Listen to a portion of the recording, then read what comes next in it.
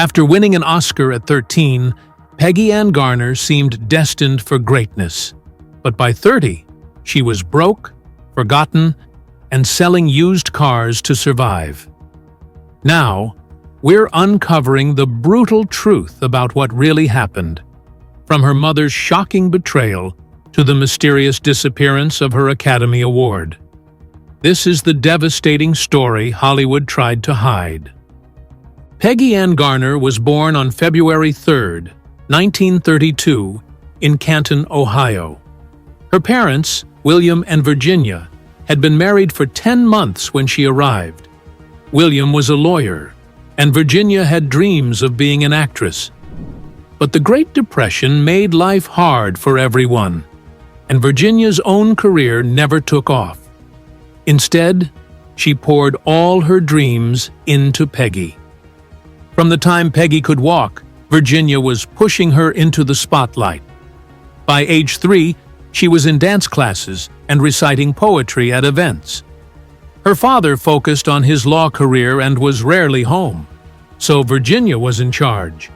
On Peggy's 5th birthday, Virginia threw a big party and invited reporters. She wanted the world to see her daughter as a future star. But the more Virginia pushed, the more problems grew at home. William wanted Peggy to have a normal childhood, but Virginia wouldn't hear it. The fights got worse, and Peggy would hide in her closet, hugging her teddy bear. Then, in 1938, Virginia made up her mind.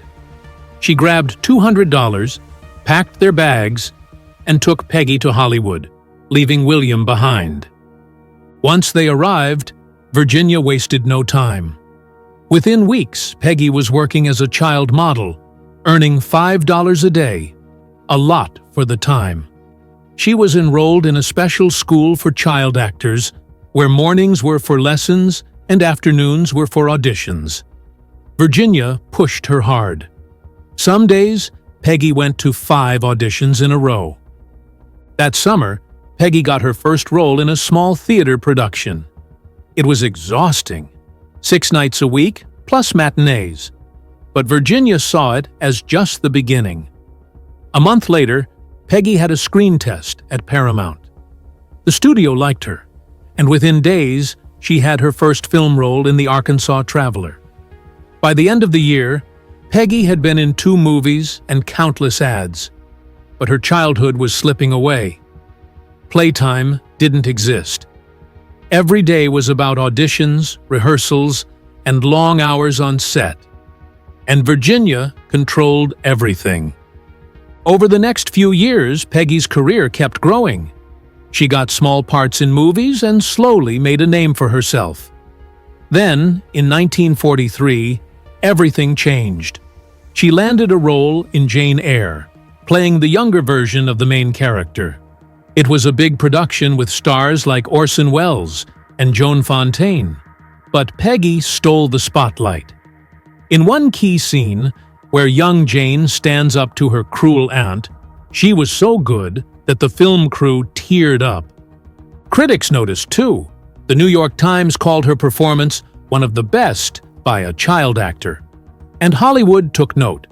Director Elia Kazan was casting for A Tree Grows in Brooklyn, and personally chose Peggy for the lead role.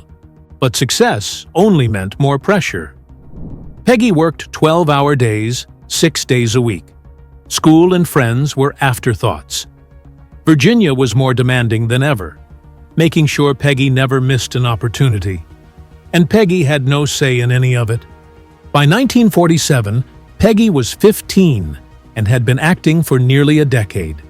She had made about $150,000, but most of it was gone. That year, she finally broke. With her father's help, she went to court to remove Virginia as her guardian. She accused her mother of spending all her money on herself. Even worse, she revealed that Virginia had been giving her sleeping pills since she was 9, just to keep her on schedule. The trial became a sensation. The courtroom was packed as Peggy described the years of control, manipulation, and exhaustion. Virginia denied everything, claiming she had only done what was best for Peggy. She even brought in character witnesses to defend her. After 3 weeks, the judge made his ruling. Virginia was removed as Peggy's guardian, and William took over. Hollywood was shocked. Some saw Peggy as brave, fighting for her freedom. Others thought she was ungrateful. Either way, the damage was done. Peggy Ann Garner was just 13 when she played Francie Nolan in A Tree Grows in Brooklyn, and that role changed everything for her. The film premiered on February 28, 1945, and her performance stood out immediately. Unlike most child actors at the time, she wasn't just reciting lines, she made the character feel real. Director Elia Kazan took a risk by letting her improvise in some scenes, which led to some of the most emotional moments in the movie. One of them was when Francie learns her father has died. Garner insisted on doing the entire scene in one take, a full 7 minutes of raw emotion. By the time she finished, the entire crew was in tears. The film was a hit, making over $14 million, about $215 million today.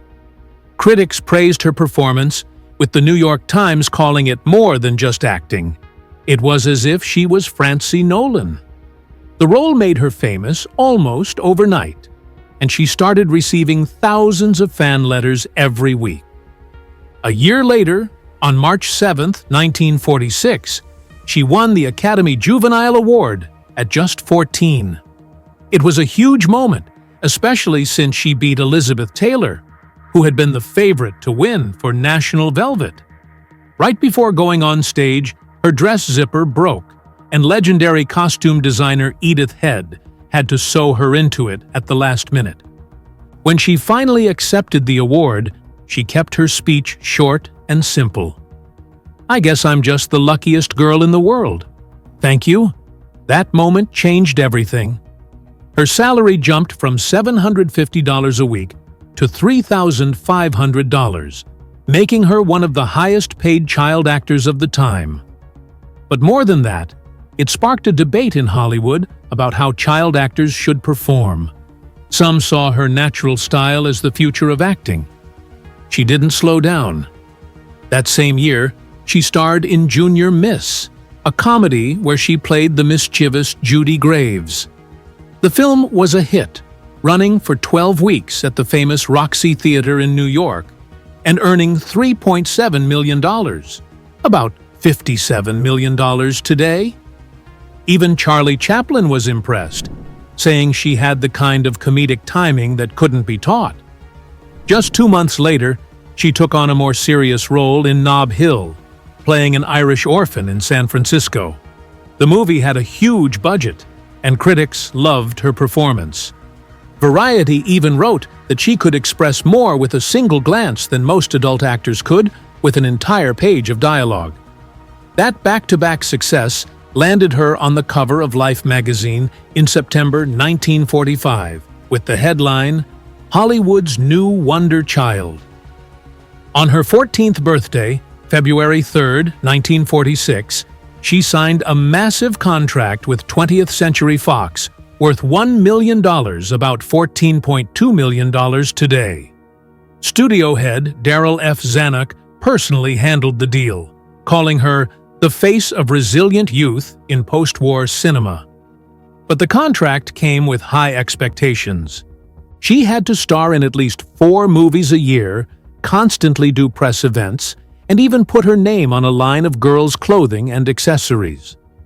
Fox carefully controlled her public image, presenting her as the ideal American teenager, optimistic, hard-working, and relatable. Her movies reflected that image too. In 1947, she starred in Thunder in the Valley, a film about rural poverty, which was even screened at the White House for President Truman. But behind the scenes, the constant pressure was exhausting. In diaries published years later, she admitted feeling like she was always on display, like a wind-up doll that had to keep performing. Peggy Ann Garner thought Black Widow, 1954, would help her transition into adult roles, but it did the opposite. She played Nancy Ordway, a young writer caught in a murder plot, but critics tore her apart. The New York Times called her performance artificial, and Variety said she was stiff and unconvincing. The movie barely made a profit, and soon after, 20th Century Fox dropped her. Just a few years earlier, she had won an Academy Juvenile Award for A Tree Grows in Brooklyn, 1945. Now, Hollywood had no use for her. In a 1975 interview, she admitted it felt like she'd been thrown away. After Black Widow, finding work became harder. In 1955, she was considered for the lead in Bus Stop after doing well in a stage version in Chicago. The audience loved her, but when it came time to cast the film, the studio decided she wasn't the right fit. They thought she was too wholesome. So the role went to Kim Stanley instead, who later got an Oscar nomination for it. A couple of years earlier, in 1953, she had also auditioned for Titanic, 1953, and was seriously considered. The director liked her, but in the end, the studio picked Audrey Dalton, saying she had a more sophisticated look. Titanic became a hit, and Garner was left watching from the sidelines again. Years later, she admitted these missed chances could have changed everything for her. With major roles drying up, she had to take whatever was available, even if it meant doing low-budget films she wasn't proud of. In 1949, she starred in Bomba, The Jungle Boy, a cheap adventure movie where she played a game warden's daughter. It wasn't great, but it made money, so she was stuck doing sequels. In 1952, she appeared in Problem Girls, a movie about a reform school, which was basically made to be scandalous. The posters made it look like something risque, and her role was a big shift from her child star days. It made a decent profit, but it only hurt her reputation. Hollywood saw her as a forgotten former star who was just taking whatever she could get. Looking back, she admitted she hated doing those films, but she needed the money. By the 1960s, movie offers had stopped coming. She turned to television, taking guest roles where she could. In 1963, she appeared in an episode of The Outer Limits. The episode got good reviews, but it didn't change anything for her. She also had small roles on Bonanza and Alfred Hitchcock Presents, but they didn't lead to bigger opportunities.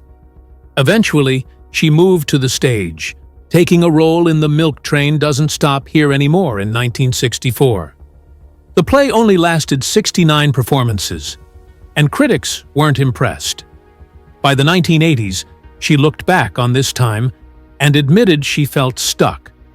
She was barely in her 30s, but she felt like her career was already over. She was doing dinner theater in small towns just to keep her health insurance. For someone who had won an Oscar as a kid, it wasn't the future she had imagined. Peggy Ann Garner's love life was as troubled as her Hollywood career. Her first marriage, to singer Richard Hayes in 1951, had all the glitz of a fairy tale, until reality hit. They married at St. Patrick's Cathedral, with none other than Ed Sullivan walking her down the aisle since her parents were nowhere to be found. That should have been a red flag. Her mother, Virginia Garner, was infamous for bad decisions, burning through Peggy's childhood earnings on flashy parties and shady men. By the time Peggy married, she was already struggling financially. At first, she and Hayes seemed happy, but they were young, busy, and heading in different directions. He was becoming a star in radio and TV, while Peggy's once promising career was fading fast. Unlike MGM, which carefully transitioned child actors like Elizabeth Taylor into adult roles, 20th Century Fox let Peggy slip through the cracks. By 1953, the strain was too much, and the marriage collapsed. Hayes later admitted, "We were just too young." For Peggy, it was more than just a breakup. it was the beginning of a downward spiral. Her second marriage, to actor Albert Salmi in 1956, was even worse.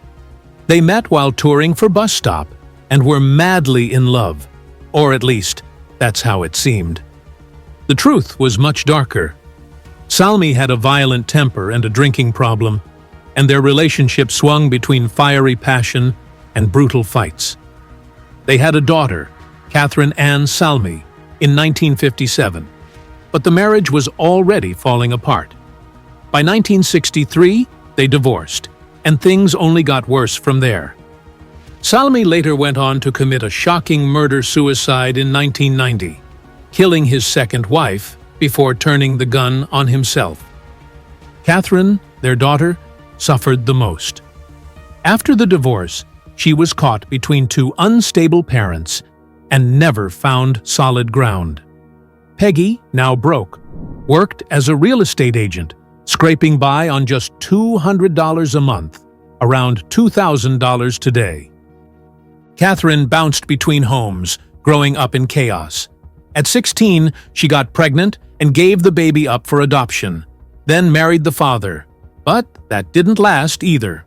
Drugs, instability, and heartbreak followed her everywhere. By 1995, she was working as a diner waitress in Tulare, California, when she died at just 38 from heart failure linked to substance abuse. Peggy's third and final marriage, to real estate developer Kenyon Foster Brown in 1964, was a last attempt at stability. It didn't work. Brown had business troubles, Peggy was still carrying the weight of her past, and by 1968, they called it quits. By then, Peggy was practically forgotten in Hollywood, making less than $10,000 a year and even selling cars to make ends meet. She clung to the memory of her early success, especially her A Tree Grows in Brooklyn Academy Award, which she once kept by her bedside as a child. But even that vanished, like everything else in her life. Each of Peggy's marriages followed the same painful pattern: hope, disappointment, and loss. From the outside, she had once been a Hollywood success story. But behind the scenes, it was a different tale. One of broken dreams, bad luck, and heartbreak that never seemed to end. Peggy Ann Garner's life after Hollywood was nothing like the glamorous world she had once known. As a child star, she had won an Academy Juvenile Award for A Tree Grows in Brooklyn in 1946, and during filming, she earned a huge salary of $1,250 a week. But all that money didn't last. Her mother, Virginia Garner Swainston, spent it recklessly on lavish parties and military personnel during World War II. By the time Peggy was just 16, she was completely on her own. She had no money, no support, and was estranged from her mother, who kept getting arrested for check fraud. With her acting career fading, she had to find a way to survive. In the 1960s, she tried real estate in New York, hoping that her name would help her attract clients. But the commissions were small, and it was hardly enough to live on. By the 1970s, she made an even more drastic move. She started working in fleet car sales, managing auto dealerships, a job completely dominated by men. It was a far cry from Hollywood, but she did what she had to do. People who worked with her noticed that she almost never talked about her time as a movie star. She was focused on getting by, not on the past. Even as she got older, she took whatever small acting jobs she could, appearing in low-budget TV roles like The Cat in 1977. She worked on and off until 1984, when she was diagnosed with terminal pancreatic cancer. One of the strangest mysteries of her life happened after she died. The Academy Award she had won as a child, her miniature Oscar, disappeared. Bob Hope had presented it to her on March 7, 1946, but after her death, no one knew what happened to it. She wasn't the only one this happened to. Other child stars like Judy Garland and Margaret O'Brien also had their Oscars stolen or lost over the years. But while Garland eventually got hers replaced, Peggy's never turned up. Some people believe she sold it privately in the 1970s when she was struggling financially, but there's no official record of that. Today, similar juvenile Oscars are worth between $200,000 and $500,000, making its disappearance even more significant. It was as if her greatest achievement had been erased, just like her career. Through all the struggles, there was one person who gave her stability: Artie Jacobson. He had been an assistant director at Fox and worked on two of her films, Junior Miss in 1945 and Thunder in the Valley in 1947. In her 40s, when she was struggling with bankruptcy and health problems, she moved into his home in Los Angeles. Their relationship wasn't romantic, but it was deeply personal. He provided a place for her to live and emotional support when she had no one else. This was very different from her 3 marriages, all of which ended in failure. She had married singer Richard Hayes in 1951, but the marriage only lasted until 1953. In 1956, she married actor Albert Salmi, but they divorced in 1963. Her last marriage was to Kenyon Foster Brown in 1964, but by 1968, that too had ended. Through all of this, Artie Jacobson was the one person who stayed. Even Peggy's daughter, Catherine Ann Salmi, lived with them briefly in the 1970s. Peggy Ann Garner's health began to fail in early 1984 when doctors told her she had stage 4 pancreatic cancer. She was just 52 years old. At that time, this type of cancer was nearly impossible to survive. The chances of living 5 more years were less than 5%. Doctors offered her chemotherapy and radiation, but she refused. She didn't want to spend her last days in a hospital. She was more focused on her career. She had plans to perform in a UK stage revival of The Man, a play she had once starred in with Dorothy Gish back in 1950. She was also in talks for a role in a TV movie. When people worried about her health, she brushed it off. "The curtain doesn't wait for the sick," she said. By September 1984, her condition had worsened. While rehearsing in London on September 28th, she suddenly collapsed. The pain was unbearable. Her skin had turned yellow, a sign that the cancer had blocked her pancreas. Doctors told her to enter hospice care, but she refused. Instead, she flew back to Los Angeles on October 5th to be near her estranged mother, Virginia. Her final days were spent at the Motion Picture and Television Country House and Hospital in Woodland Hills. She drifted in and out of consciousness. Nurses said she kept asking for her long-lost juvenile Oscar, the special award she had won in 1946. It had been missing for years. On October 16, 1984, at 7:15 p.m., Peggy Ann Garner passed away. No family was with her, only hospital staff. When doctors examined her body, they confirmed that the cancer had spread to her liver and lungs. Just weeks before she died, she had still been trying to work.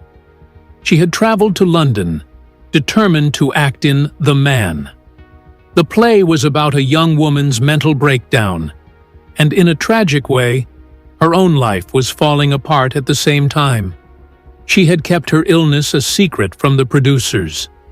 When people noticed she had lost a shocking amount of weight, dropping from 135 pounds to under 100, she blamed it on stress. But her body couldn't keep up. During a rehearsal on September 28th, she collapsed while speaking her lines. She vomited blood. The people around her said she looked like a ghost, almost unrecognizable. British tabloids reported the incident, but in the US, it was barely mentioned. Decades earlier, she had been a household name. Now, the press barely noticed. When she returned to Los Angeles, everything was kept quiet. No one knew how serious her condition was. Her only daughter, Catherine, didn't visit her. They had been estranged for years, and Catherine was struggling with alcoholism. On October 20th, 1984, a small funeral was held at Forest Lawn Memorial Park in Glendale. Fewer than 15 people showed up. Most of them were former child stars like Margaret O'Brien. The service lasted just 22 minutes. There were no speeches, no eulogies. When she was buried in the Freedom Mausoleum, plot 5463, her grave remained unmarked for years. It wasn't until 1992 that fans raised money to place a plaque. It read, "Francie Nolan Forever," a tribute to her most famous role in A Tree Grows in Brooklyn. Peggy Ann Garner's final resting place was in a cemetery filled with Hollywood legends like Errol Flynn and Clark Gable. But unlike them, her grave went unnoticed for years. No fans visited. For a long time, even the cemetery records got her name wrong, spelling it as Peggy Ann Garner. The cost of her burial hadn't even been paid at first. It wasn't until 1986 that it was finally settled.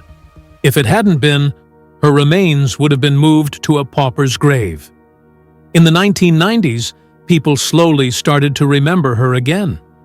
In 1992, Entertainment Weekly wrote an article calling her the most tragic child star you've never heard of. This led to donations for her grave marker.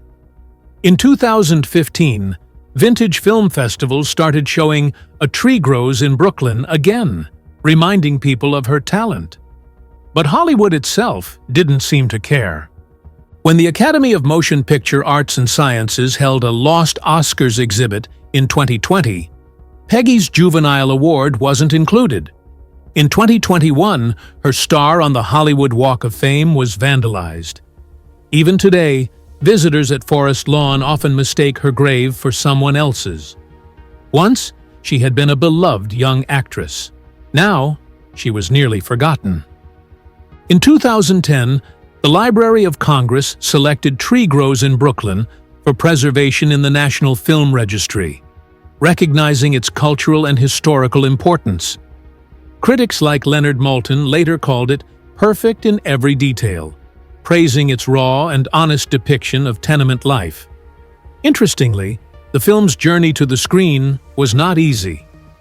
Censorship authorities initially rejected the script, especially the storyline about Sissy, a character accused of promoting bigamy and a false philosophy about marriage. Studio executives had to make changes to avoid legal trouble after Betty Smith's cousin, Sadie Grandner, sued for defamation. Today, some critics view Peggy's career through a feminist perspective. A Tree Grows in Brooklyn was ahead of its time, focusing on strong female characters. Francie's dream of becoming a writer challenged the idea that women's only role was in the home. Her mother, Katie, played by Dorothy McGuire, represented the exhausted working-class matriarch, a role rarely seen in 1940s Hollywood. But even with these powerful female characters, the industry was still unfair. McGuire was paid $50,000 for her role, much less than James Dunn, who played the father and won an Oscar. Peggy also fought for child actors' rights, long before movements like #MeToo. In 1955, she testified before Congress about the harsh conditions young actors faced. She revealed that she had been forced to work 18-hour days on Junior Miss, 1945, violating child labor laws. Worse, only 12% of her earnings were placed in a trust, meaning much of the money she earned as a child star was lost. Scholars now compare her struggles to those of Judy Garland and Natalie Wood, actresses who also suffered under Hollywood's male-dominated system. When Peggy won her Oscar at 13, she said, "I'll try to make you proud." Looking back, those words feel like more than just gratitude. They hint at the harsh reality of being a child star in an industry that often forgets its brightest talents.